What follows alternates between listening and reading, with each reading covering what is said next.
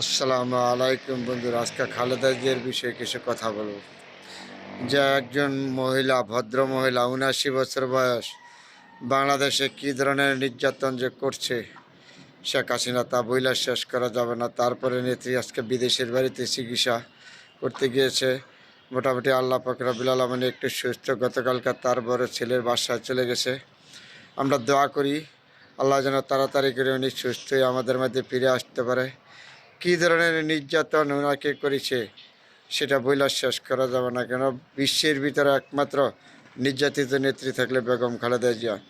উনি জনগণের জন্য, দেশের জন্য যা সংগ্রাম করেছে, কখনো ওনার ঋণ আমরা শোধ করতে পারবো না। তারপরে ওনাকে নিয়ে গবেষণা সমর্থন করার যোগ্যতা আমার নাই। তারপরে বলেছি আল্লাহ পাক রব্বুল আলামিন যেন ওনাকে সুস্থ করে। ৭৯ বছর বয়সে একজন ভদ্র মহিলা, আল্লাহ পাক রব্বুল আলামিন যেন আমাদের মাধ্যমে সুস্থ করে ফিরিয়ে দেয়।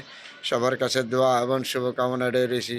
কারণ খালেদা জিয়া তাকে এমন কোনো নির্যাতন সহায় করে না যেন শেখ হাসিনা তাকে না করছে। তাকে জেল জুলুম কোনোটাই দিয়ে তাকে জনগণের কাছ থেকে বিচ্ছিন্ন করতে পারে নাই। সে একজন দেশপ্রেমিক নেত্রী। যতবার সে নির্বাচিত হয়েছে, জনগণের ভোটে নির্বাচিত হয়েছে, 5টা আসনে আর দাঁড়িয়েছে। বিশ্বের ইতিহাস 5টা আসন থেকে জয়লাভ করেছে সে একজন বেগম খালেদা জিয়া। হাসিনা এমন কোনো নির্যাতন বাকি নাই যে বেগম জিয়ার উপরে না করে। তাকে এক কাপড়ে বাড়ি ছাড়া করেছে, দেশের জনগণের কাছ থেকে বিচ্ছিন্ন করার চাচ্ছে, তাও পারে নাই। আল্লাহ পাক রব্বুল আলামিন এখনও ওনাকে সুস্থ রাখেছে। যাই আর বাকিটুক দোয়া করি আল্লাহ যেন ওনাকে সুস্থ করে, সুস্থ হওয়ার পরে যেন আমাদের মাধ্যমে ফিরে আসতে পারে। এটি সবার কাছে দোয়া এবং শুভকামনা রইল। আল্লাহ পাক যেন বেগম জিয়াকে সুস্থ করে দেয়। আল্লাহ যেন তোমার কাছে ফরিয়াদ করি। যেহেতু দেশ নেত্রী বেগম খালেদা জিয়া শুধু দেশের নয়, সমস্ত জনগণের জন্য তার জীবনটা বিলিয়ে দিয়েছে।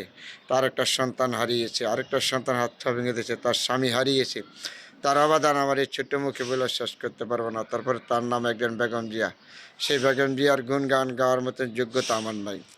তারপরে বারবার ওনাকে নির্যাতিত এমন কিছু করে না, তাকে হত্যা করার পরিকল্পনা শুদ্ধ করেছিল শেখ হাসিনা, তবে তাকে হত্যা করতে পারে না। একটা কথা আছে না, রাখে আল্লাহ মারেকে।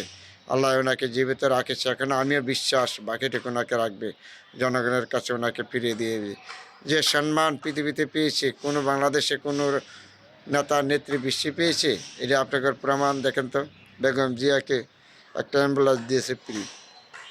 তারপরে চিকিৎসার, দেশের জনগণের সম্মান আল্লাহ পাক রব্বুল আলামিনকে দিয়েছে, বাকিটুকু ইনশাআল্লাহ দেবে। তো আল্লাহর কাছে দোয়া করি আল্লাহ যেন বেগম জিয়াকে তাড়াতাড়ি সুস্থ করে আমাদের মধ্যে ফিরিয়ে দেয়। সবার কাছে দোয়া রইল। আল্লাহ সবার কাছে দোয়া, বেগম খালেদা জিয়ার জন্য। ৭৯ বছর বয়সে একজন ভদ্র মহিলাকে শেখ হাসিনা কী ধরনের নির্যাতন করছে বাকি নাই। তার উপর অত্যাচার, নির্যাতন, জেল জুলুম, মামলা কোনোটাই বাকি নেই। তবে দোয়া রইল সবার।